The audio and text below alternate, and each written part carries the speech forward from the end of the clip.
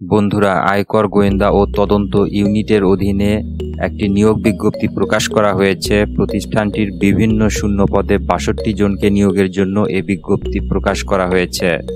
১ মে থেকে আবেদন নেওয়া শুরু হবে। আবেদন করা যাবে আগামী ১৫ মে পর্যন্ত। আগ্রহী প্রার্থীরা অনলাইনে আবেদন করতে পারবেন। প্রতিষ্ঠানের নাম আয়কর গোয়েন্দা ও তদন্ত ইউনিট। পদের সংখ্যা ৫টি। লোকবল নিয়োগ ৬২ জন। যে ৫টি পদে নিয়োগ করা হবে সে পদগুলো হলো: পদের নাম কম্পিউটার অপারেটর, পদ সংখ্যা ২টি, বেতন ১১,০০০ থেকে ২৬,৫৯০ টাকা, গ্রেড ১৩, শিক্ষাগত যোগ্যতা বিজ্ঞান বিভাগে স্নাতক বা সমমানের ডিগ্রি।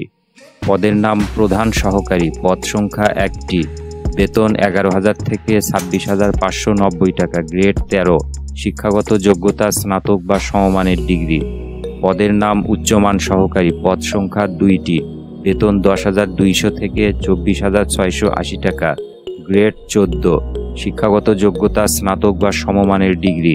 পদের নাম অফিস সহকারী কাম কম্পিউটার মুদ্রাক্ষরিক, পদ সংখ্যা ৩১টি, বেতন ৯,৩০০ থেকে ২২,৪৯০ টাকা, গ্রেড ১৬, শিক্ষাগত যোগ্যতা এইচএসসি বা সমমান পরীক্ষায় উত্তীর্ণ।